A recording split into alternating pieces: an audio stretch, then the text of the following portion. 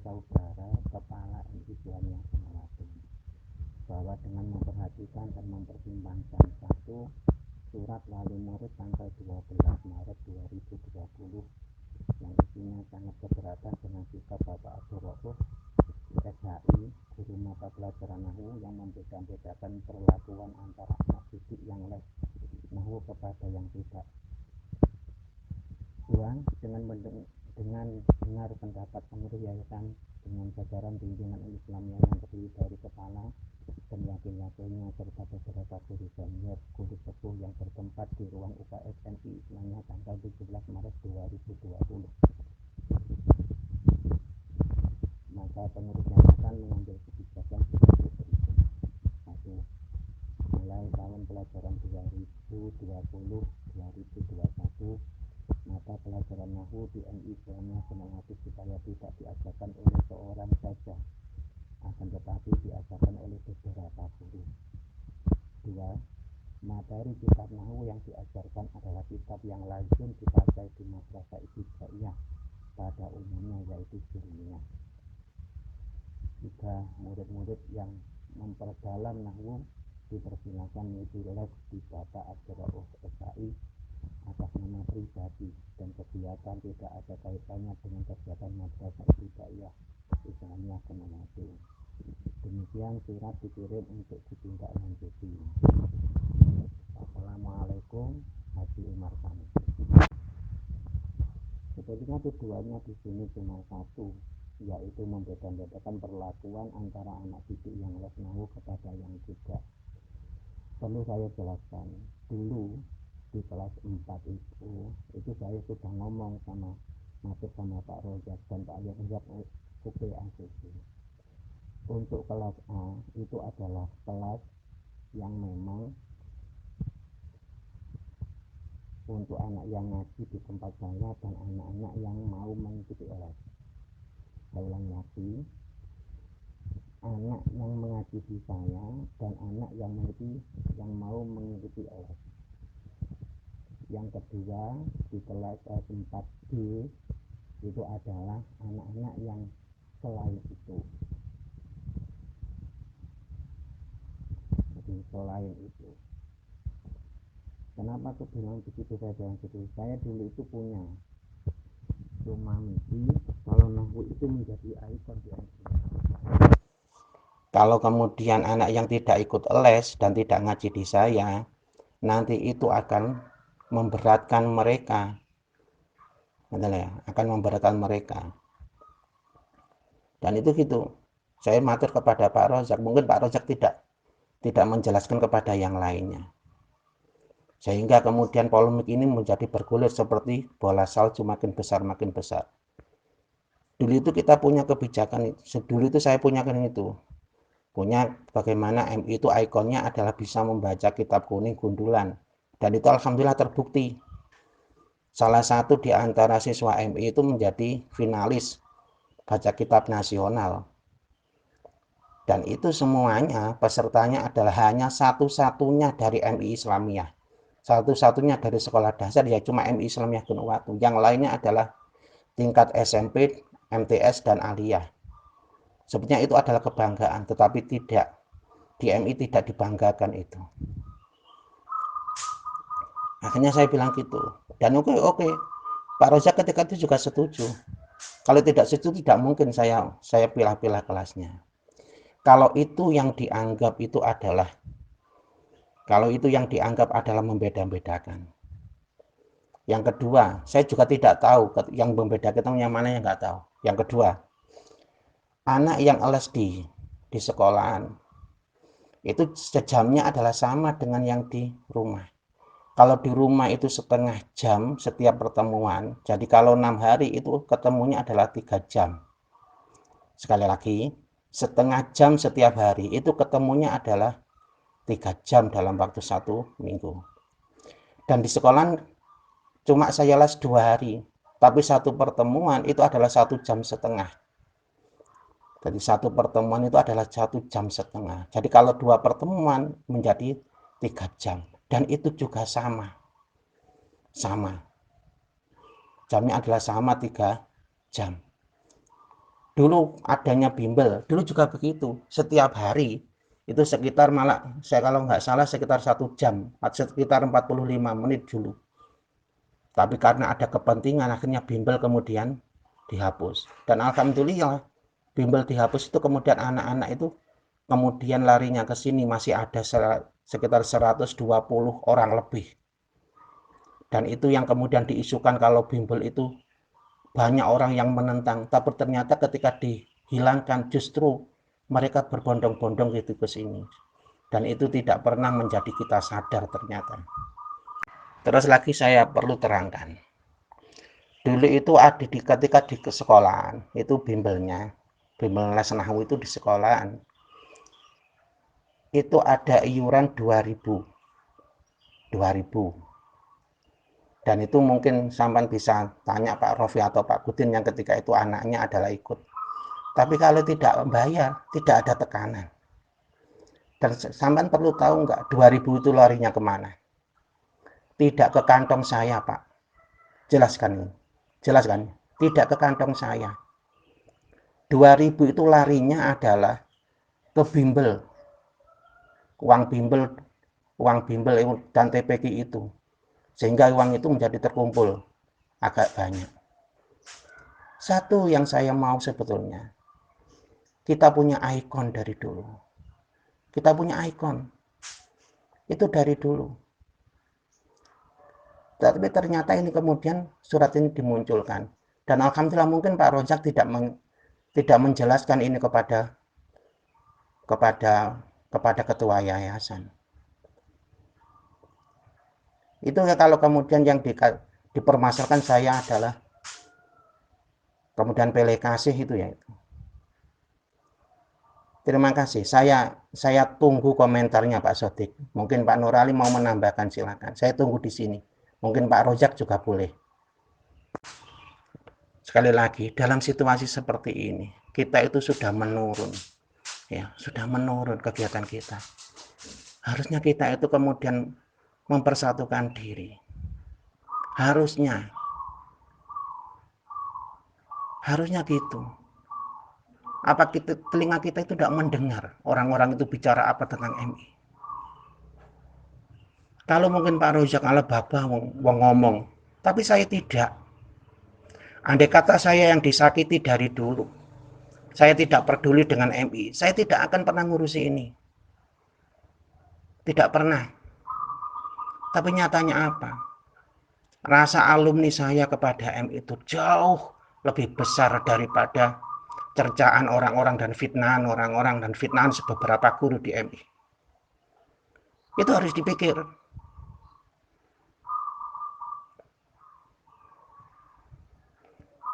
Jangan kemudian sampean itu nggak pernah komen tentang musyawarah kemudian langsung komen seperti itu. Dipikirlah, kita itu sudah tua, harusnya keadaan ini membuat kita itu sadar dan makin pintar.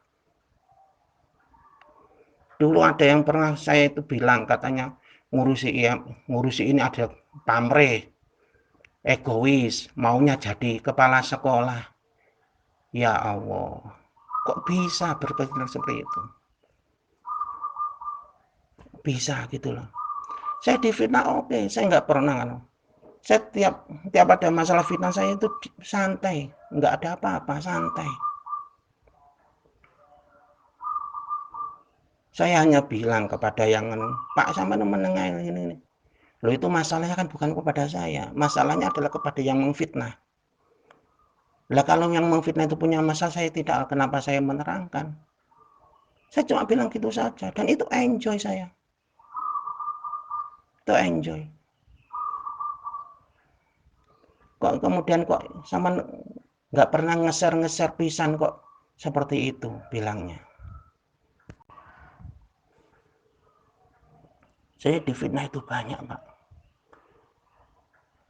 Kalau saya dari awal sama itu ngomong itu nyelekit, Pak Sodik. Tanya itu nyelekit.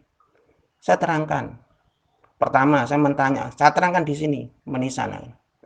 Pertama, saya katanya ngusungi arek yang ngaji di Godong dibawa ke sini.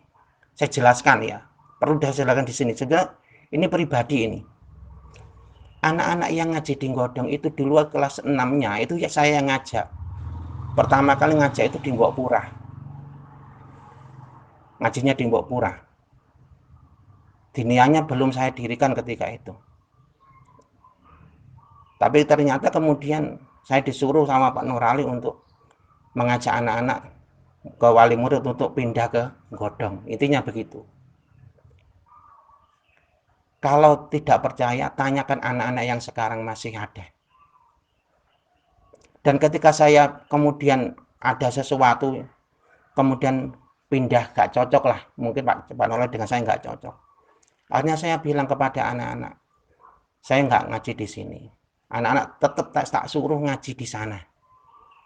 Ternyata dalam waktu seminggu anak-anak nggak ada yang ngaji. Kemudian wis lek ngono ngene ae aku. Golek nggon, lek gak gelem balik nggon, golek nggon nok kono. Golek nggon terserah nok endi, tak parani. Akhirnya kemudian kesepakatan wali murid itu akhirnya di Ndayangan. Tak parani Ndayangan.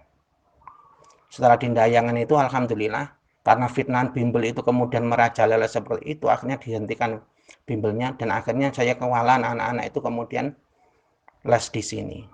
Dan saya minta pertemuan wali murid di Ndayangan itu, saya pamit saya tidak bisa meneruskan.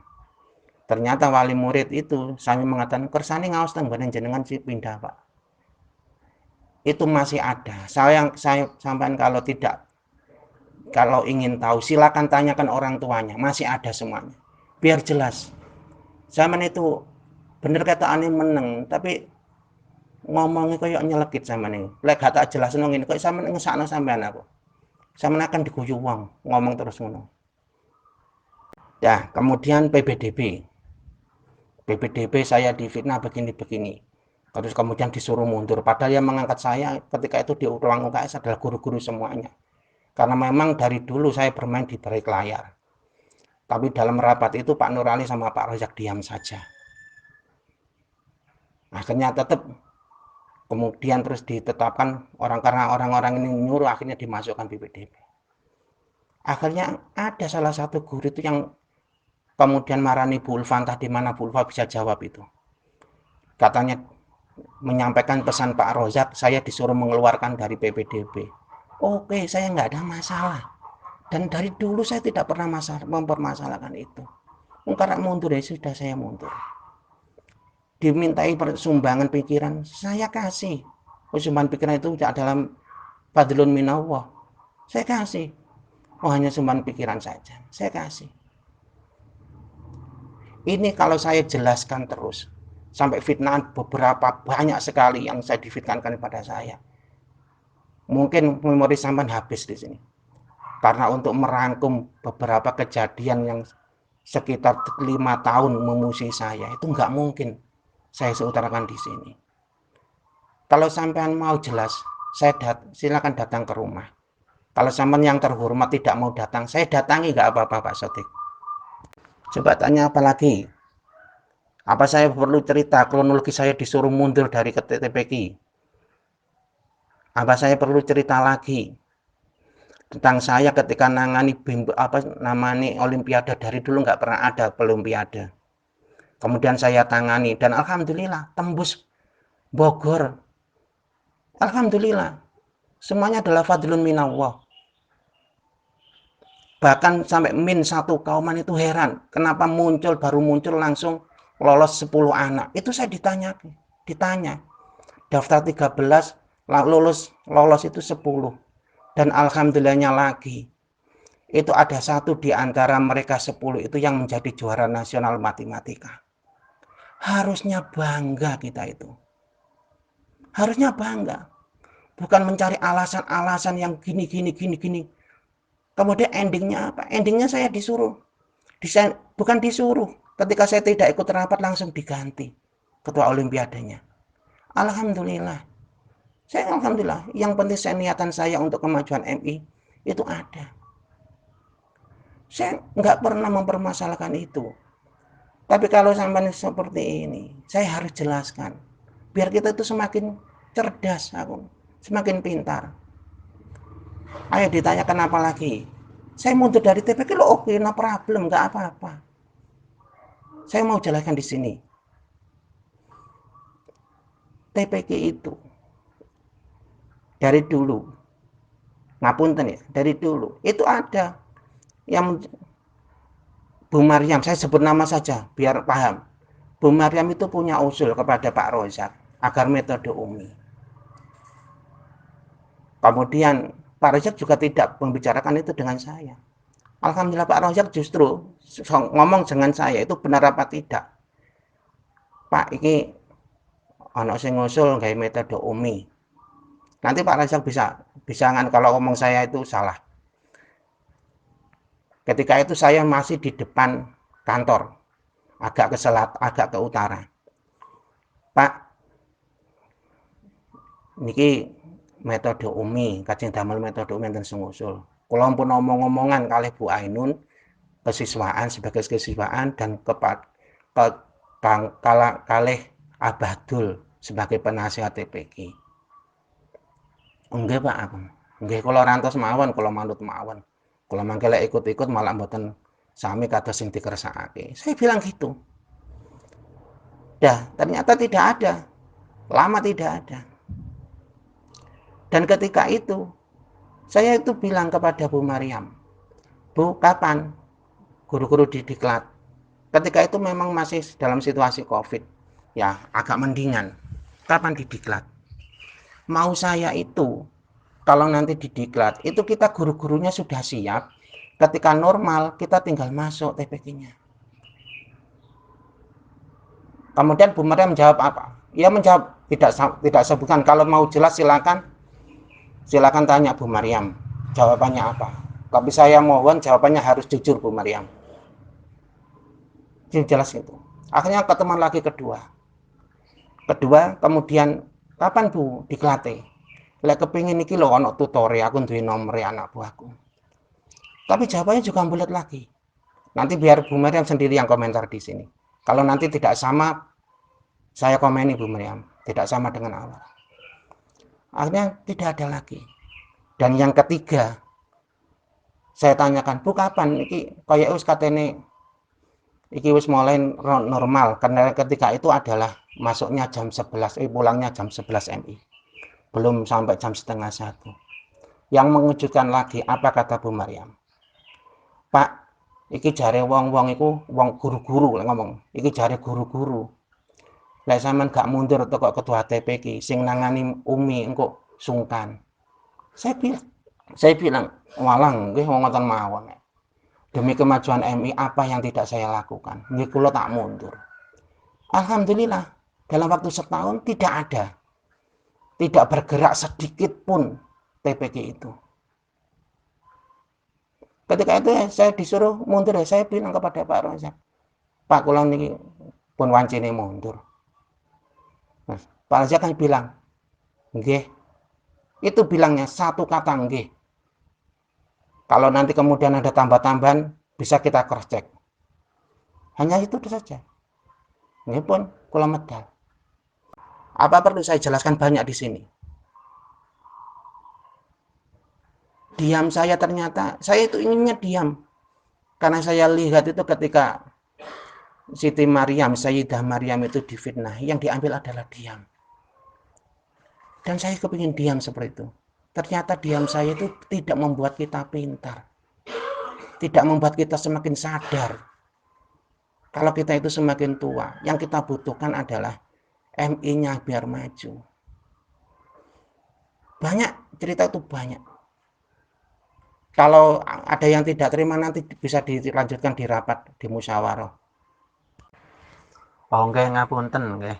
Napa kula mulai niki kan mboten tumut-tumut ngurusi untuk program-program yang sudah niku sing kula nganu kali kanca-kanca mungkin TPQ insyaallah sudah 99 deal tinggal diklat nggih, diklatnya sama sosialisasi dari sana. Kemarin sudah saya hubungi ya karena itu kemudian saya terus konangan sama ibu itu dari saya ngurusi MI itu ya juga ngedele ya.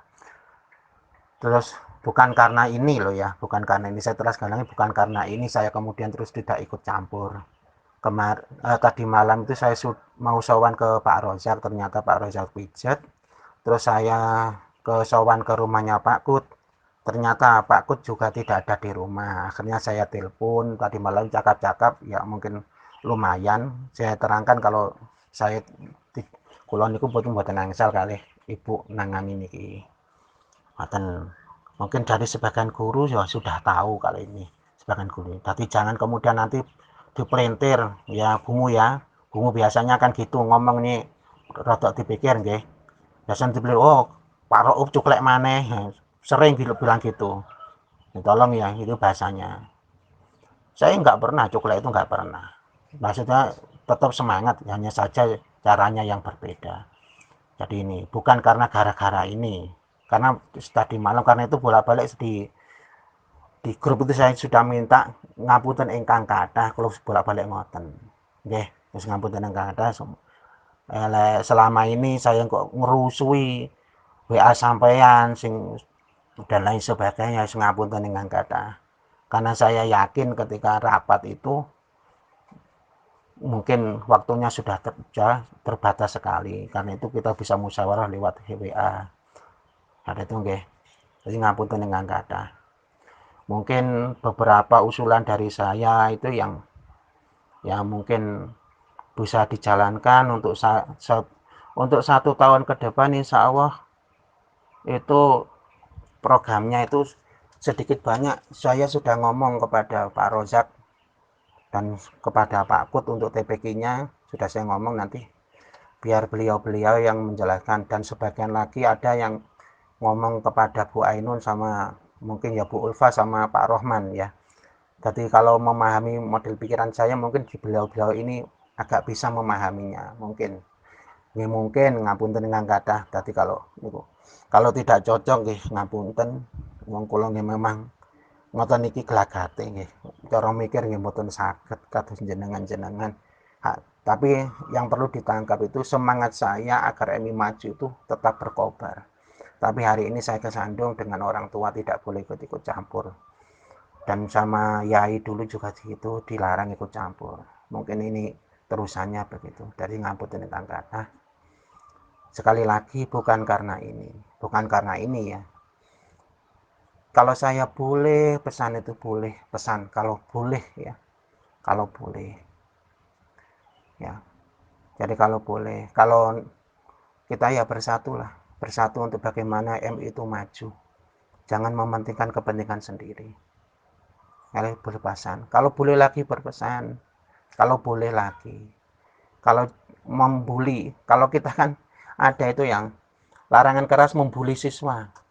Tapi sebenarnya tidak menutup kemungkinan kalau membuli guru juga janganlah, kalau bisa itu jangan. Karena yang dibully, guru yang dibully itu yang merasakan bukan gurunya saja, tapi keluarga. Keluarga itu ikut.